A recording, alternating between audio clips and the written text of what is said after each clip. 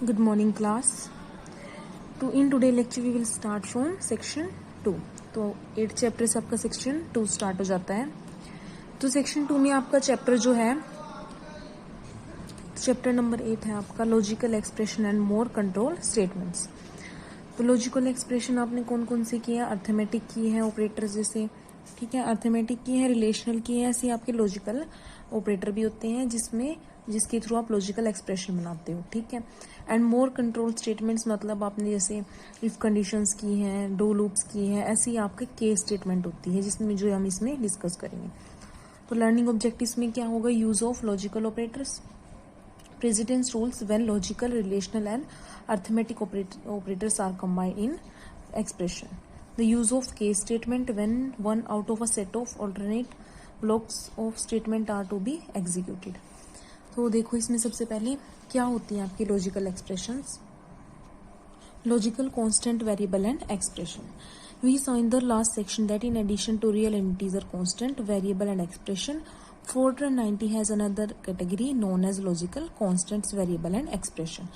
कि फोर्ट्रन में क्या होता है आपका रियल और इंटीजर कांस्टेंट वेरिएबल और एक्सप्रेशन को छोड़कर इसके अलावा लॉजिकल भी होते हैं आपके.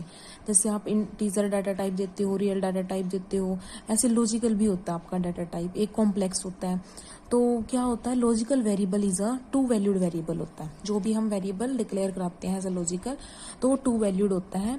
मतलब उसमें एक ट्रू सेट कर सकते हैं या फिर false. It can assume one of two values, true और false.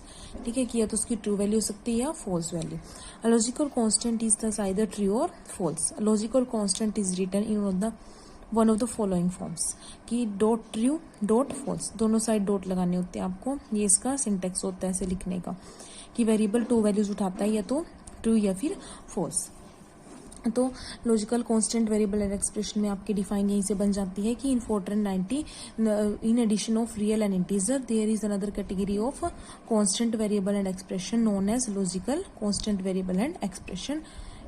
Logical variable is two valued variable. It can be assume one of the two values. ठीक है, आपको एग्जांपल दे सकती हूँ. जैसे आपने दे दिया x इक्वल टू 0 डॉट लगाकर यहाँ पर एंड लिख दिया और y equal to 0. Here x and y are logical quantities. ठीक है, ये एग्जांपल दे सकते हो. थोड़ा सा और डिफाइन किया हुआ क्या है? Observe that dots before and after true and false these dots are required punctuation. मतलब ये एज इट इज आपको डालनी होती है. ये इसका सेंटेक्स होता है ऐसे. The rules for writing a logical variable name are identical to those for real and integer variable names. The variable name however has to be declared logical by a type declaration. Thus the statement कैसे डालते हैं हम logical.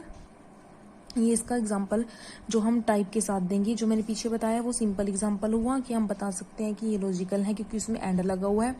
और main जो आपको होता है ये होता है एग्जाम्पल. लॉजिकल डालेंगे हम डाटा टाइप इंटीजर रियल की जगह पर और जितने भी वेरिएबल उठाने हैं जैसे गेम मैच स्विच. ठीक है, will define the variable names game mate and switch as the logical and are capable of assuming only true और फॉल्स वैल्यूज. ठीक है, ये ट्रू और फॉल्स वैल्यू उठाएंगे आपकी. Logical variable names and constants may be combined by logical operator to form logical expression. इनको logical operator से ही हम कंबाइन करते हैं. तो सबसे पहले आपकी डिफाइन हो जाएगी कि क्या होते हैं लॉजिकल ऑपरेटर वगैरह आपकी, एक्सप्रेशन और कॉन्स्टेंट. ठीक है, क्योंकि फोर्ट्रन में क्या होता है in addition of integer real there are another category known as logical which has two values, true and false. If a variable is declared as logical then it contains two values, true or false. उसके बाद क्या होता है Fortran 90 में unary logical operator note होता है. ठीक है, which is define in table. देखो अब टेबल में डिफाइन किया हुआ है. नोट का मतलब होता है रिवर्स करना, अब कॉम्प्लीमेंट करना. If logical variable A is true not A is false, कि अगर वो हमने ट्रू सेट करा हुआ है तो अगर हम नोट लगाएंगे तो वो फॉल्स देगा वैल्यू, और अगर फॉल्स है तो नोट लगाएंगे तो वो ट्रू देगा वैल्यू. जैसे टेबल में बनाया हुआ है ए ट्रू और फॉल्स, नोट लगाने पर क्या दे देगा? ट्रू को फॉल्स कर देगा, फॉल्स को ट्रू कर देगा. ऐसी 4 बाइनरी ऑपरेशन होते हैं हमारे पास इसमें लॉजिकल जो होते हैं एंड और इक्विवेलेंट और नॉट इक्विवेलेंट. तो टेबल से हम डिफाइन कर सकते हैं उनको. जैसे ए और बी में मैंने वैल्यू सेट की है false false false true true false true true. तो जब एंड लगता है दोनों में तो क्या होता है? एंड का मतलब दोनों ट्रू होनी चाहिए. अगर दोनों ट्रू तो आंसर ट्रू देगा, अगर एक भी फॉल्स हुई तो फॉल्स देगा. तो फॉल्स फॉल्स फिर फॉल्स देगा आंसर. यहाँ एक फॉल्स होगी तब भी फॉल्स देगा, यहाँ भी एक फॉल्स होगी तब भी फॉल्स देगा, यहाँ दोनों ट्रू हुई तो ट्रू देगा। और का मीनिंग क्या होगा कि अगर एक भी ट्रू होगी तो वो ट्रू दे देगा आंसर। यहाँ दोनों फॉल्स है तो फॉल्स ही देगा, यहाँ एक ट्रू हो गई तो ये ट्रू देगा, यहाँ भी एक ट्रू हो गई तब भी ट्रू देगा, और यहाँ तो दोनों ही ट्रू है तब भी ट्रू देगा। ठीक है। इक्विवेलेंट में क्या होगा, जब इक्वल है तो ट्रू देगा, और अगर इक्वल नहीं है तो फॉल्स देगा। अब दोनों इक्वल है तो ट्रू, ठीक है, इक्वल नहीं है तो फॉल्स, यहाँ भी इक्वल नहीं है तो फिर से वो देगा फॉल्स, दोनों इक्वल है फिर से ट्रू। ठीक है। नॉट इक्विवेलेंट में क्या होगा कि इसका रिवर्स होगा इक्विवेलेंट का, जहां पर क्या है सेम है वहां पर फॉल्स देगा, जहां पर डिफरेंट है वहां पर ट्रू सेट करेगा। ठीक है। जैसे ट्रू फॉल्स है तो ट्रू देगा, ट्रू ट्रू है तब भी फॉल्स देगा। ठीक है, ये उसका रिवर्स होता है। तो ये 2-3 चीजें इसमें है कि ये हमारे लॉजिकल में यूज होती हैं। लॉजिकल वेरिएबल वगैरह ट्रू फॉल्स सेट करते हैं वैल्यूज, और कौन कौन से हम यूज करते हैं यहाँ पर बाइनरी ऑपरेशंस, एंड, और, इक्विवेलेंट, नॉट इक्विवेलेंट, और नोट, एक नोट भी यूज होता है। तो जब पेपर में अटेम्प्ट करोगे पहले इसके डिफाइन देकर, एक एग्जांपल देकर, उसके बाद आप ये नोट के बारे में टेबल बनाकर डिफाइन कर सकते हो, definition of unitary logical operator not, फिर definition of binary logical operators. ठीक है, बस फिर एक आप एग्जांपल दे सकते हो जहां पर ये सारे यूज किए हुए हो, और साथ के साथ या प्रेसिडेंट्स रूल लिख सकते हो। ठीक है, नेक्स्ट स्टेप में हम प्रेसिडेंट्स रूल लिख सकते हो लॉजिकल ऑपरेटर्स के। Rules of precedence operator in evaluating a logical expression are, the expression is scan from left to right and not operations are perform. कि सबसे पहले नोट के ऑपरेशन परफॉर्म होते हैं, उसके बाद क्या होता है, फिर लेफ्ट टू राइट स्कैन होते हैं, फिर एंड ऑपरेशन परफॉर्म होता है, फिर स्कैन होती है, फिर और ऑपरेशन परफॉर्म होता है।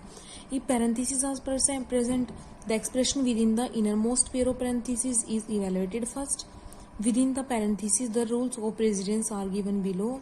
Above are followed. Parentheses are removed starting from the innermost to outermost. ठीक है, अब टेबल बनाई हुई है कैसे हम प्रेसिडेंस रूल क्या होता है लॉजिकल ऑपरेटर का। सबसे पहले नोट है, फिर एंड है, फिर और है, फिर इक्विवेलेंट, नोट इक्विवेलेंट है। अब जैसे ये एग्जांपल लिखा हुआ है, ये 2-3 एग्जांपल्स हैं। ठीक है, इनके लिए रूल लिखे हुए हैं उसने कि रूल्स क्या क्या होते हैं।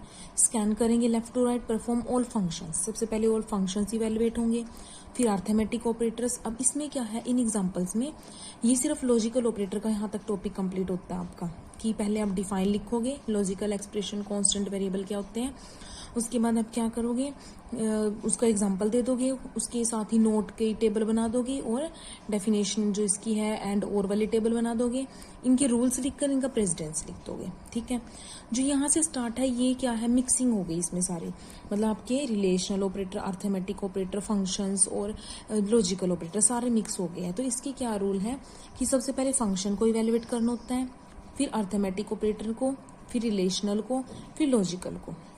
अब जैसे ये एग्जांपल है, यही था ना ऊपर जो दिया हुआ था, 8 greater than b multiply 4.2 and c equal to cos x। तो प्रेसिडेंस के अकॉर्डिंग सबसे पहले फंक्शन इवेल्युएट होगा, सेकेंड नंबर पर अर्थमेटिक, अर्थमेटिक कौन सा है, ये रहा, मतलब b मल्टीप्लाई 4.2। थर्ड नंबर पर रिलेशनल, रिलेशनल क्या हुआ, जो रिलेशन बताता है, कंपेयर करता है, एक ये हो गया, a greater than b multiply 2, यहाँ तक का पार्ट आ जाएगा, फिर इधर ये इक्वल वाला, ये पहले हो चुका था, मतलब ये कंबाइन हो जाएगा। लास्ट में क्या आएगा, लॉजिकल ऑपरेटर, तो जो मेरी ये आई थी एक्सप्रेशन और ये आई थी, दोनों को कनेक्ट कर देगा एंड से।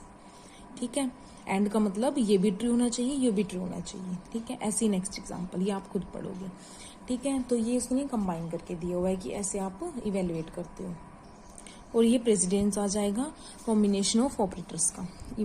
फंक्शन इवेल्युएशन होती है सबसे पहले, फिर अर्थमेटिक जोन से भी होंगे, मतलब unary, minus, plus, multiplication, exponentiation, multiplication, division. ठीक है, फिर बाइनरी, प्लस और माइनस, फिर उसके बाद रिलेशनल ऑपरेटर आ जाएंगे सारे, फिर लॉजिकल आ जाएंगे सारे, ये सारा कंबाइन होकर आ जाएगा सारे ऑपरेटर्स का जो प्रेसिडेंस होगा। ठीक है, उसके बाद आपको क्या करना है, एक एग्जाम्पल प्रोग्राम लिखना है एक, ठीक है, जो आप इसमें दोगे लॉजिकल ऑपरेटर्स में। जैसे आपने डिफाइन लिखी, एग्जांपल लिखा, उसको उसका वो लिख दिया, ठीक है, टेबल वगैरह बना दी, प्रेसिडेंस रूल लिख दी, एक प्रोग्राम बनाकर आप एग्जांपल के उस पर दे सकते हो उसका। अब प्रोग्राम जो होगा आपका, देखो पहले टेबल से समझ लो क्या है कंप्लीशन ऑफ 1 ईयर सर्विस। कि अगर मुझे किसी एम्प्लॉय का चेक करना है कि उसका 1 ईयर है, जो जॉब करता है कोई, उसका 1 ईयर कंप्लीट हो चुका है नहीं हो चुका, तो क्या क्या कंडीशंस हो सकती हैं कि जो जब उसने ज्वाइन किया था, जैसे उसने 1 जनवरी 2020 को ज्वाइन किया था, आज डेट क्या होगी, जैसे 5 अप्रैल और 2021 को मैं चेक कर रही हूँ, ठीक है। तो मुझे क्या चाहिए, एक तो उसकी ज्वाइनिंग डेट चाहिए और एक प्रेजेंट टाइम की डेट चाहिए मुझे। दोनों का डिफरेंस चेक करूंगी कि पहले तो ईयर का डिफरेंस चेक करूंगी, फिर मंथ्स का करूंगी, फिर डेज का करूंगी, ठीक है।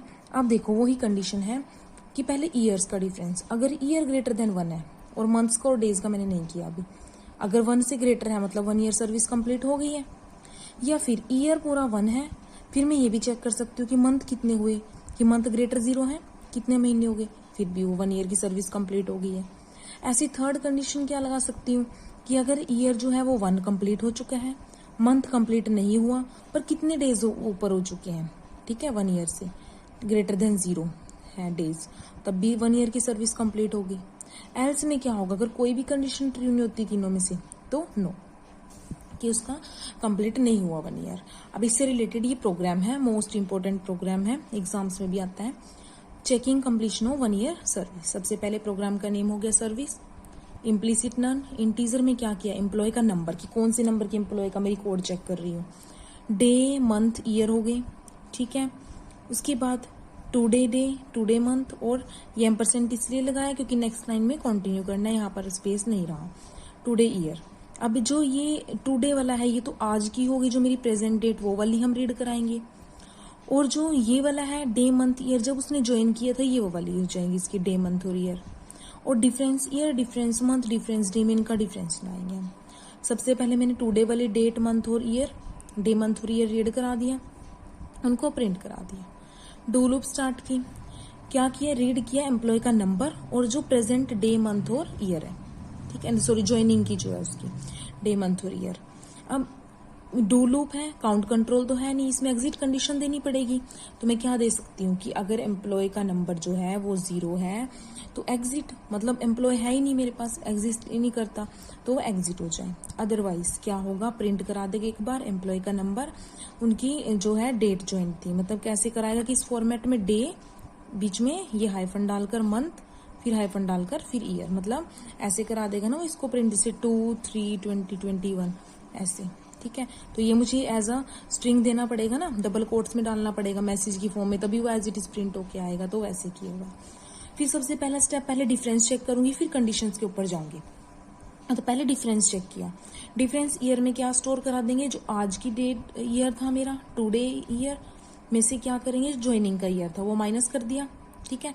जैसे 2021 में से 2020 माइनस किया तो 1 ईयर आ जाएगा, ठीक है। ऐसे डिफरेंस, मंथ का डिफरेंस चेक किया और डेज का डिफरेंस चेक किया, ठीक है। उसके बाद क्या किया मैंने, कंडीशंस अप्लाई की। अब कंडीशन, सबसे पहली कंडीशन क्या थी जो टेबल से बताई थी, कि अगर ईयर जो है ग्रेटर देन 1 है, ठीक है, पहली ही होगी। अब लॉजिकल के थ्रू कर रही हूँ तो मैंने और लगा दिया बीच में, कि अगर ये नहीं है, और का मतलब कोई एक भी ट्री हो जाती है। अगर सेकंड कंडीशन लगाई कि अगर ईयर जो है, इफ में अंदर ही लगानी है ये सारी, कि अगर ये ग्रेटर देन 1 है और डिफरेंस ईयर 1 है, या फिर ये 1 है एंड मंथ ग्रेटर देन 0 है, ये तो 1 हो गया, पर मंथ भी चेक कर सकती हूँ मैं। सेकंड कंडीशन मंथ के ऊपर थी ना, कि अगर मंथ 0 से ग्रेटर है मतलब मंथ कितने हो चुके हैं, तो ये एंड में आ गई, ये एंड में डालनी पड़ेगी क्योंकि ये दोनों इकट्ठी हैं, एक ही कंडीशन है ये, ठीक है। एंड का मतलब ये भी ट्री होगी, ये भी ट्री होगी। और लास्ट क्या है कि अगर ईयर 1 है एंड मंथ का डिफरेंस 0 है एंड डे कितना है, ग्रेटर देन इक्वल टू 0, कि डेज ज्यादा हो चुके हैं, तो ये तीनों कंडीशन में से ये फर्स्ट हो गई, और लगाया मैंने, यहाँ से यहाँ तक की सेकंड हो गई, फिर और लगाया यहाँ से यहाँ तक की थर्ड हो गई, तीनों में से और लगा हुआ मीन्स एक भी ट्री हो गई, और दो सेकंड और थर्ड कंडीशन में एंड लगा हुआ, मतलब इसका फर्स्ट पार्ट भी ट्री होना चाहिए, सेकंड पार्ट भी ट्री होना चाहिए, ऐसे इसका फर्स्ट सेकंड और थर्ड तीनों ट्री होने चाहिए, तभी ये पूरी कंडीशन एग्जीक्यूट होगी ना। तो अगर ये ट्री हो जाती है देन प्रिंट करा देंगे एम्प्लॉय नंबर, ठीक है, और एलिजिबल है मतलब उसका 1 ईयर कंप्लीट हो चुका है, एल्स नॉट एलिजिबल, और end if, end do, end program service, ठीक है। तो ये इसी टेबल के अकॉर्डिंग ये जो कंडीशंस हैं जो बनाई हुई हैं, कि पहले ग्रेटर देन 1 ईयर के लिए, उसके बाद 1 ईयर कंप्लीट हो गया पर मंथ देखते हैं कितने हुए, फिर 1 ईयर कंप्लीट हो गया, मंथ भी नहीं हुए पर डेज देखते हैं कितने हुए, तो तीनों कंडीशन लगाई हुई है। मोस्ट इंपॉर्टेंट प्रोग्राम है ये, एग्जाम्पल एज अ प्रोग्राम का एग्जाम्पल आप दे सकते हो लॉजिकल वेरिएबल कॉन्स्टेंट्स के केस में। ठीक है, तो यहाँ तक आपका कोई डाउट होगा तो आप लोग डाउट क्लास में लोगे। नेक्स्ट हम स्टार्ट करेंगे केस स्टेटमेंट। ओके।